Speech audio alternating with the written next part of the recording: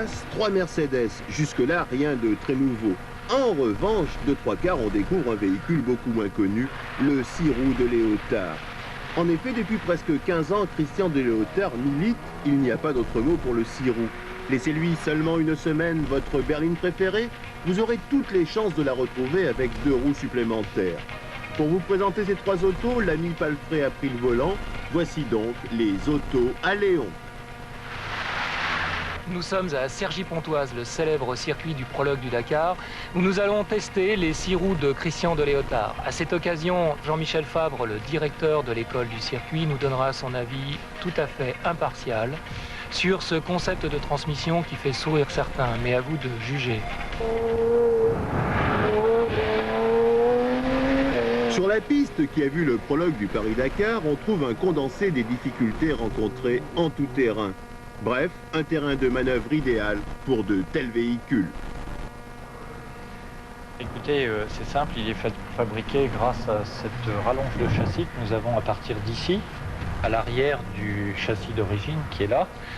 Nous rajoutons 1 mètre, ce qui permet de rajouter cet essieu supplémentaire qui améliore la tenue de route et le freinage du véhicule en question, ainsi qu'une courroie de transmission fiable permettant d'apporter une transmission sur le dernier essieu.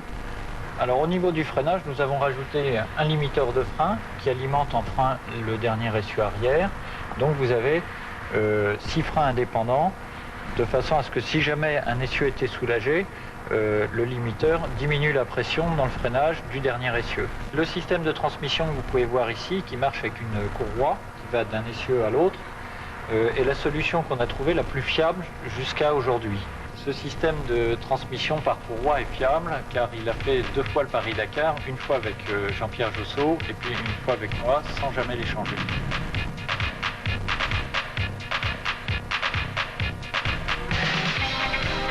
Ajouter 2 roues à un véhicule quel qu'il soit présente de nombreux avantages. Le premier, bien sûr, semble évident.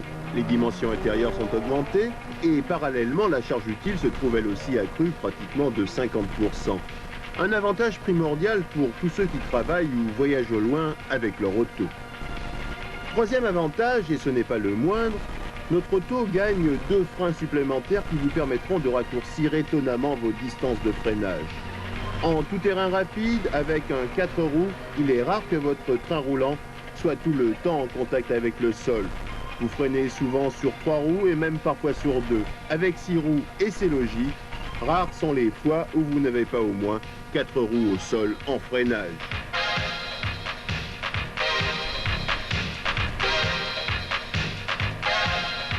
Si Christian de Léotard vous présente aujourd'hui 3 véhicules Mercedes, le constructeur a déjà et depuis très longtemps expérimenté ces transformations sur d'autres autos.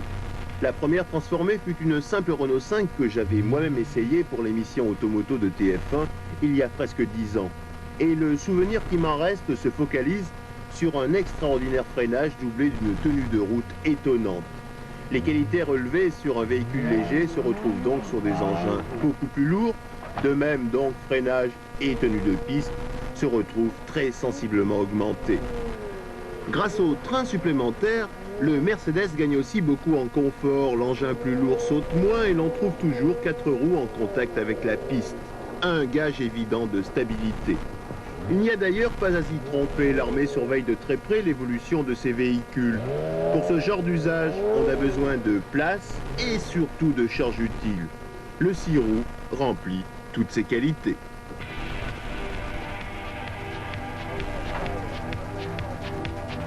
Jean-Michel Fabre, après ces multiples tours d'essai, quelles sont vos impressions sur les 6 roues? C'est super. C'est super sur confort, sécurité. C'est super sur l'efficacité, sur le freinage. Voilà les 4 points les plus importants. Et c'était la première fois que vous preniez en main un 6.6? Oui, c'est la première fois. Ça fait 3 ans que je vois M. de Léotard venir à Cergy et je vois rouler ses véhicules, mais là je suis vraiment ravi de les avoir conduits. Je regardais ça un peu comme des bêtes curieuses, mais en fait c'est quelque chose d'efficace et d'extraordinaire. Sur un 4x4, en course ou en situation d'utilisation normale, le freinage en virage est parfois délicat. Qu'en est-il avec cet engin? C'est impressionnant par le freinage en ligne droite déjà, c'est-à-dire par rapport à un 4x4 habituel, eh bien, on freine beaucoup plus court, mais il permet aussi, grâce aux 6 roues, de freiner un appui. C'est-à-dire que si on est surpris dans un virage, on peut se permettre de freiner sans que le véhicule se déséquilibre. Il garde parfaitement sa stabilité. Et pour finir, c'est confortable? Oui, on a le champ de mine ici, bien célèbre au prologue du Paris-Dakar. Avec tous les véhicules, on passe en première, voire en deuxième. Avec celui-ci, je suis passé en troisième et sans me démonter, sans démonter le véhicule. C'est donc qu'il absorbe toutes les inégalités parfaitement. Et je dirais, au niveau conduite, au niveau passager, c'est vraiment fabuleux. Voilà, si ces quelques images vous ont intéressé, sachez que la société de Léotard peut vous transformer presque n'importe quel 4x4. 2 versions sont possibles, 6x4 avec train arrière libre ou 6.6 avec train arrière accouplé par courroie. Il vous en coûtera environ 65 000 francs, une somme finalement minime au regard des avantages apportés. Il n'y a pas de courroie, vous pouvez voir, et ça marche quand même. C'est ça qui est extraordinaire. C'est comme Majax.